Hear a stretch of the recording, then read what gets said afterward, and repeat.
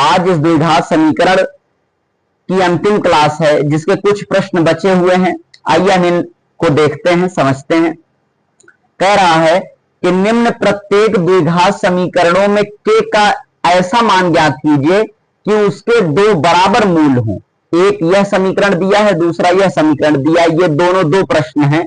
इसमें k का मान निकालना है और यहां भी k का मान निकालना है, लेकिन शर्त यह रखा है कि k का ऐसा मान ज्ञात कीजिए कि उसके दो बराबर मूल हों। देखिए, चूंकि यह द्विघात समीकरण है तो इसके मूल कितने होंगे? दो मूल होंगे। अब प्रश्न ये उठता है कि कब बराबर मूल होते हैं? दो मूल तो होंगे, लेकिन वो दो बराबर मूल कब होते हैं? वो दो बराबर मूल तब होते हैं जब b स्क्वायर माइनस 4ac का मान शून्य होता है। जब b स्क्वायर माइनस 4ac का मान 0 होता है तब इस समीकरण के मूल कैसे होते हैं? बराबर मूल होते हैं, समान मूल होते हैं। तो हम पहले यह चेक करें कि b स्क्वायर माइनस 4ac बराबर 0 यहां करें और k की वैल्यू चलिए हम निकालने की कोशिश करते हैं। देखें, b स्क्वायर माइनस 4ac बराबर क्या होगा? 0। तो b स्क्वायर का मान b कितना दिया यहां पे? k स्क्वायर माइनस 4, a की वैल्यू कितनी है? 2 और c की वैल्यू कितनी है? 3 बराबर 0। तो k स्क्वायर माइनस 4 दूनी 8 और 8 त्रिक 24 बराबर 0। तो k स्क्वायर बराबर क्या आया? 24। k की वैल्यू कितनी आ गई? Under root 24। इसको हम क्या लिख सकते हैं? क्या लिख सकते हैं इसको हम?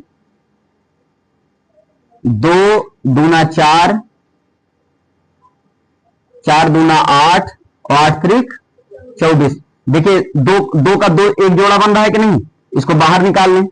2 बाहर निकल गया, बचा क्या अंदर? 3 दूना 6। ये प्लस माइनस में आएगा, यानी k की एक वैल्यू किस में आएगी? प्लस में आएगी, 2 अंडर रूट 6, और k की एक वैल्यू क्या आएगी? Minus 2 under root 6। तो दो वैल्यू आएगी, 2 अंडर रूट 6 और माइनस 2 अंडर रूट 6। ठीक है, चलिए यहां करके देखते हैं। पहले अंदर गुणा कीजिए, इसको ठीक से पहले चेक करें द्विघात समीकरण के जैसा दिख रहा है कि नहीं। ये क्या हो जाएगा? kx स्क्वायर अंदर गुणा होगा तो माइनस 2kx और ये प्लस 6 बराबर 0। तो चलो, चूंकि दो बराबर मूल है इसलिए b स्क्वायर माइनस 4ac का मान कितना होना चाहिए? 0 होना चाहिए। तो करके चलो देखते हैं। b स्क्वायर माइनस 4ac बराबर 0। तो b का मान कितना यहां पे दिख रहा है? Minus 2k। कितना दिख रहा है? माइनस 2k का होल स्क्वायर। ये माइनस 4। a की वैल्यू कितनी है? k। और c की वैल्यू कितनी है? 6 बराबर 0। ये क्या माइनस का वर्ग प्लस हो जाएगा? 2 का वर्ग 4 और k का वर्ग k स्क्वायर। ये माइनस 4 छक 24 k बराबर 0। इसको उस तरफ कर दो। 4k स्क्वायर बराबर 24 k। कुछ कटता है? चलिए, k स्क्वायर बराबर क्या हो गया? 24 k बटे 4। तो 4 छक, अच्छा k को इधर जरा ले आइए तो k स्क्वायर बटे k बराबर 6। ये k किससे कट जाएगा? k बराबर क्या आएगा? 6। k बराबर क्या आएगा? ठीक है, k बराबर क्या आएगा? 6। यानी आपने देखा कि k की वैल्यू इसमें कितनी आ रही है? प्लस 2 अंडर रूट 6 और माइनस 2 अंडर रूट 6। और यहां पर k की वैल्यू कितनी आई? 6। कब? जब उसके दो बराबर मूल हो, यानी b स्क्वायर माइनस 4ac बराबर क्या हो? 0 हो। ठीक है, तो इसका स्क्रीनशॉट ले लीजिए। देखिए, अगला प्रश्न है, तीसरा प्रश्न। क्या एक ऐसी आम की बगिया बनाना संभव है जिसकी लंबाई चौड़ाई से 2 गुनी हो और उसका क्षेत्रफल 800 मीटर स्क्वायर हो? यदि है तो उसकी लंबाई और चौड़ाई ज्ञात कीजिए। देखिए, यह प्रश्न कह रहा है कि क्या कोई एक ऐसी आम की बगिया, आम का बगीचा बनाना संभव है जिसकी लंबाई कितनी हो? चौड़ाई की 2 गुनी हो। जो लंबाई हो वो चौड़ाई क्या गुनी हो? 2 गुनी हो, और उसका क्षेत्रफल दिया है कितना होना चाहिए? 800 मीटर स्क्वायर। अगर ऐसी बगिया बनाना संभव है तो उस बगिया की लंबाई ज्ञात करो और चौड़ाई ज्ञात करो। चलिए लगा के देखते हैं। देखिए, मान लेते हैं हम एक आम का ये बगीचा, एक आम की बगिया, इसमें कह रहा है जिसकी लंबाई, तो ये लंबाई होती है, ये चौड़ाई होती है, इसकी लंबाई चौड़ाई, चौड़ाई मान लेते हैं यक्स है, चौड़ाई की कितनी गुनी, 2x। लंबाई जो हो चौड़ाई के गुनी हो 2, तो यक्स हमने चौड़ाई मान लिया, तो लंबाई कितनी हो जाएगी 2x। और इसका क्षेत्रफल कितना दिया है 800 मीटर स्क्वायर। आप जानते हैं कि आयत का क्षेत्रफल क्या होता है, बोलिए, दोनों अलग अलग है ना। आयत का क्षेत्रफल क्या होता है बताएं, लंबाई गुणे, यही होता है भैया, लंबाई गुणे चौड़ाई। तो चलिए लंबाई गुणे लंबाई कितनी है 2x, और चौड़ाई कितनी है, चौड़ाई कितनी है यक्स। तो 2x और यक्स दोनों का गुणा करेंगे तो कितना आ जाएगा, क्षेत्रफल कितना दिया है 800 मीटर स्क्वायर।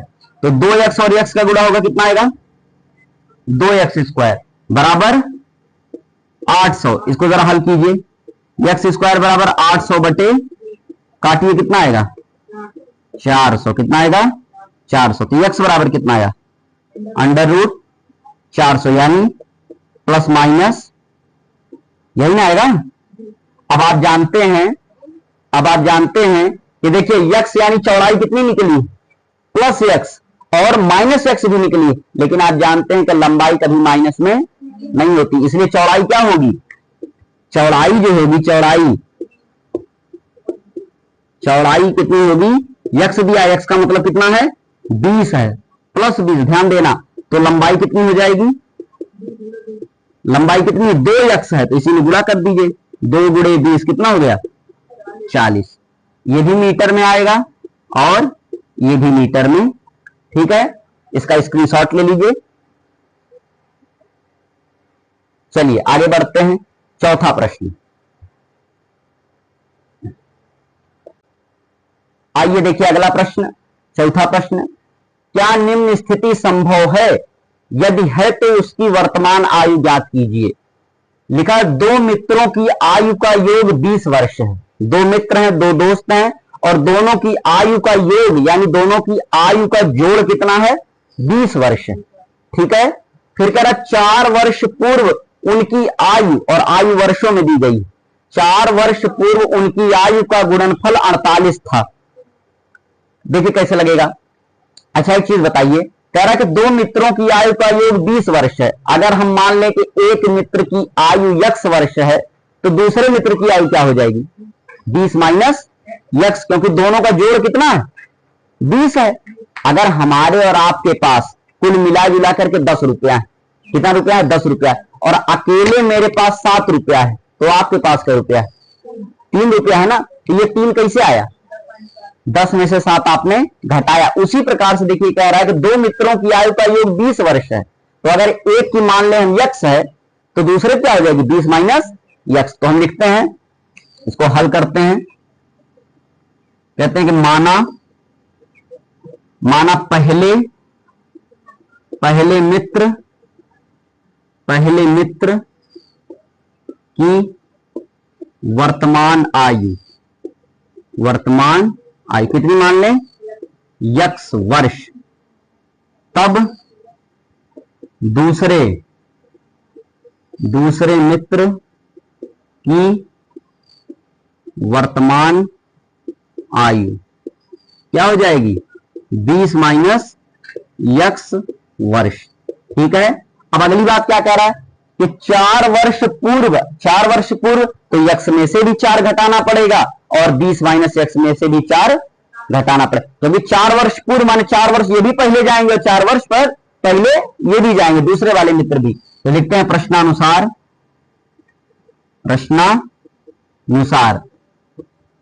4 वर्ष पूर्व, तो 4 वर्ष पूर्व इनकी आयु क्या हो जाएगी x माइनस 4 होगी कि नहीं, और 4 वर्ष पूर्व दूसरे मित्र की आयु कितनी होगी 20 माइनस x में से भी 4 घटाओ, और कह रहा दोनों का गुणनफल, यानी दोनों का आपस में क्या कर दिए हम गुणा, गुणनफल कितना है 48, कितना है, इसका दोनों का गुणा कीजिए। तो चलिए इसको और हल करते हैं, x माइनस 4, और ये क्या आएगा 20 में से 4 घटेगा कितना आएगा 16 माइनस x बराबर 48, इसको अंदर गुणा कीजिए, 16 के x में गुड़ा 16x, इसका इसमें गुड़ा आएगा क्या आएगा माइनस एक्स स्क्वायर। 16 चौक 16 चौक के 64, ये कितना आएगा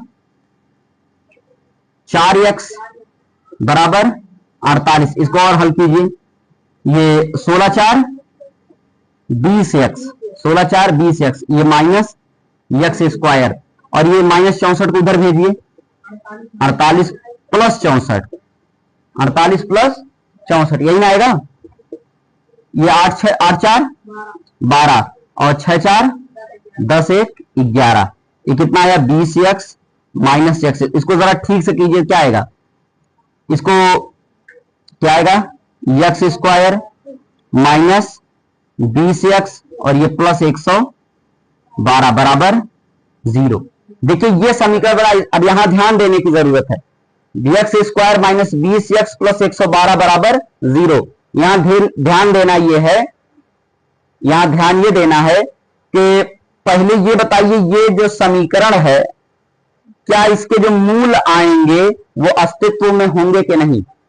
अगर अस्तित्व में होंगे तभी तो ये स्थिति संभव होगी, अगर अस्तित्व में नहीं होंगे तो क्या ये स्थिति संभव होगी, नहीं होगी। तो पहले चेक करके बताइए कि जो इसके मूल हैं वो अस्तित्व में हैं कि नहीं। तो चलो हम लोग चेक करते हैं।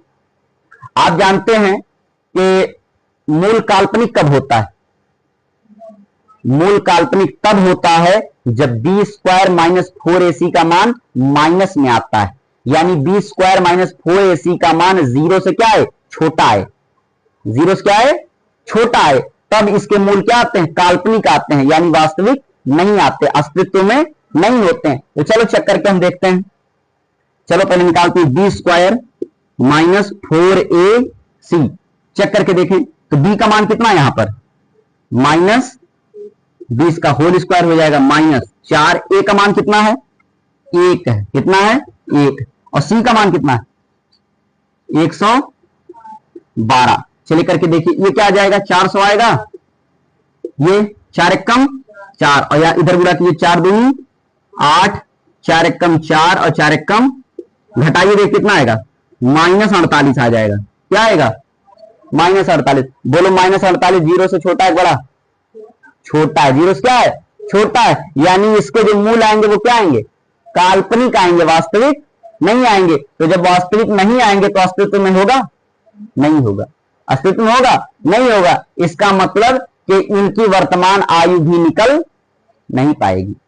ठीक है, इस तरीके से हमने सिद्ध किया, हमने ज्ञात किया कि जो ये द्विघात समीकरण बना x square minus 20x plus 112 बराबर 0, इसके जो मूल आएंगे वो चूंकि काल्पनिक आएंगे। क्यों काल्पनिक आएंगे, क्योंकि बी स्क्वायर माइनस 4ac का मान माइनस 48 आ जा रहा है, 0 से छोटा आ जा रहा है, इसलिए इसके मूल काल्पनिक होंगे। और चूंकि यह अस्तित्व में नहीं होगा, और जब अस्तित्व में नहीं होगा तो वर्तमान आयु भी, ठीक है, इसका स्क्रीनशॉट ले लीजिए।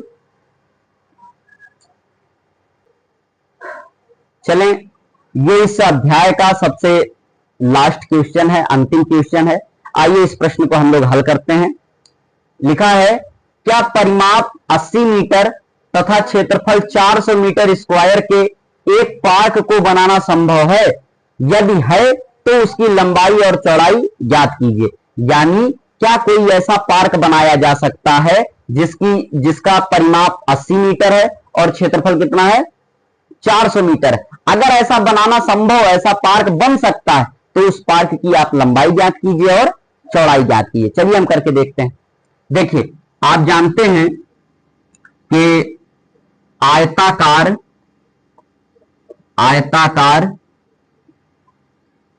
पार्क का परिमाप क्या होता है बताइए। परिमाप आप जानते हैं 2 गुणे लंबाई धन चौड़ाई, यही ना होता है भैया, यही ना होता है। चलिए ये क्या आ जाएगा, आप मान लीजिए 2 लंबाई धन चौड़ाई बराबर परिमाप कितना दिया है 80, कितना दिया है, ये क्या आ जाएगा 2 से इधर भाग दे दीजिए, लंबाई धन चौड़ाई बराबर 80 बटा 2 यानी 40।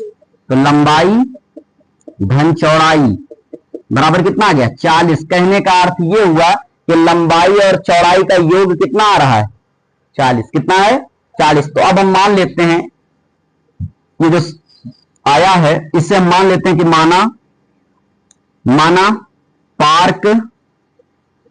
पार्क की लंबाई कितनी मान लें, लंबाई कितनी है यक्स मान लें, यक्स मीटर। और तो चौड़ाई कितनी हो जाएगी बताइए भैया, तब चौड़ाई क्या हो जाएगी 40 माइनस यक्स, क्योंकि लंबाई और चौड़ाई दोनों का योग कितना है 40 है। ठीक है। अब देखिए क्षेत्रफल दिया है प्रश्नानुसार,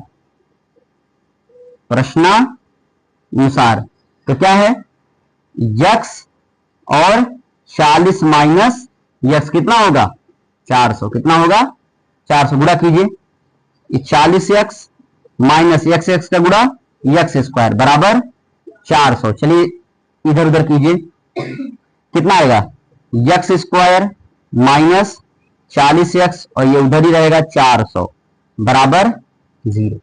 ठीक है। अब चलिए हम लोग निकालते हैं। अच्छा एक चीज बताइए, कह रहा क्या परिमाप 80 मीटर तथा क्षेत्रफल 400 मीटर स्क्वायर के एक पार्क को बनाना संभव है। अच्छा संभव कब होगा, इससे एक पार्क बनाना संभव कब होगा जब इसके मूल क्या होंगे अस्तित्व में होंगे। क्या होंगे अस्तित्व में होंगे। तो चलो पहले चेक करते हैं बी स्क्वायर माइनस 4ac का मान क्या आता है। बी स्क्वायर माइनस 4ac बराबर, अभी नहीं पहले चेक करेंगे हम, बी स्क्वायर का मान कितना है, बी कितना है -40, तो इसका स्क्वायर कर देंगे -4। ए की वैल्यू कितनी है 1 और सी की वैल्यू कितनी है बोलिए 400। ये कितना आएगा 4 चौके 1600 आएगा माइनस ये 4 चौके 1600, तो 1600 में से 1600 जाएगा कितना बचेगा 0। कितना आएगा 0। अब ध्यान दीजिए बी स्क्वायर माइनस 4ac का मान कितना आया 0। आप जानते हैं कि बी स्क्वायर माइनस 4ac का मान जब 0 आता है तो जो मूल आते हैं वो वास्तविक आते हैं। और एक चीज और, जो मूल आते हैं दोनों बराबर आते हैं ना, जब समान हो जाता है। बी स्क्वायर माइनस 4ac का मान अगर 0 आ गया तो मूल तो वास्तविक रहेंगे ही, साथ ही साथ जो मूल आएंगे दोनों क्या आएंगे आपस में बराबर आएंगे, समान आएंगे। ठीक है। तो चलिए हम आगे करके देखते हैं। अब इसको हल करेंगे भैया, ये तो चेक कर चुके हम, ये वास्तविक आया। ठीक है। चलो उठाते हैं इसको, x square minus 40x plus 400 बराबर 0।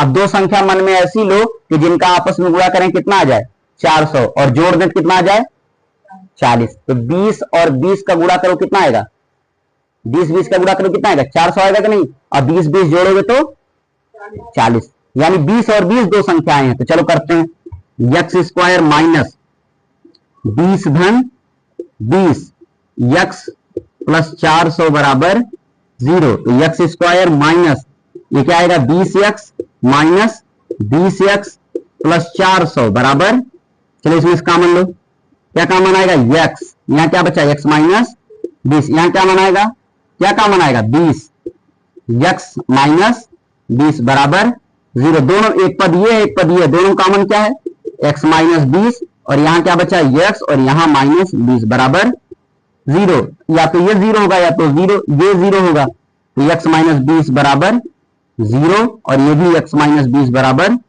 0। तो x बराबर कितना आया 20 और यहां भी क्या आएगा x बराबर, आपको हमने पहले ही कहा था कि जब बी स्क्वायर माइनस 4ac का मान 0 आता है तो देखिए जो दोनों मूल आए आपस में बराबर आएंगे नहीं, आए ना।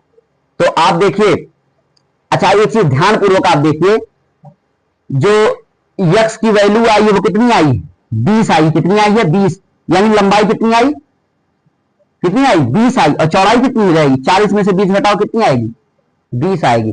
अच्छा एक चीज ध्यान पूर्वक बताइए कि जो ये पार्क बन रहा है ये कैसा बन रहा है, वर्गाकार बन रहा है। कैसे बन रहा है वर्गाकार, क्योंकि लंबाई भी 20 मीटर आ रही है और चौड़ाई भी 20 मीटर आ रही है, लंबाई भी 20 मीटर और चौड़ाई भी 20 मीटर, यानी जो ये पार्क इस तरीके का बनेगा जिसका परिमाप 80 मीटर होगा और क्षेत्रफल 400 मीटर होगा, वो एक वर्ग के जैसा होगा, एक वर्गाकार पार्क होगा। ठीक है, तो आप स्क्रीनशॉट ले लीजिए।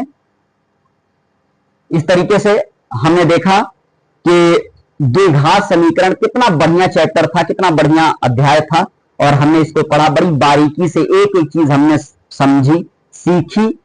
और हम आपसे चाहते हैं, आपसे निवेदन करते हैं कि जो कुछ भी हमने पढ़ाया है, चाहे वो आज की क्लास में हो या इससे पहले की क्लास में हो, उसको आप पूरे मनोयोग से पढ़ें ताकि बोर्ड परीक्षा में अच्छे अंक प्राप्त करें। बहुत बहुत धन्यवाद। सादर नमस्ते।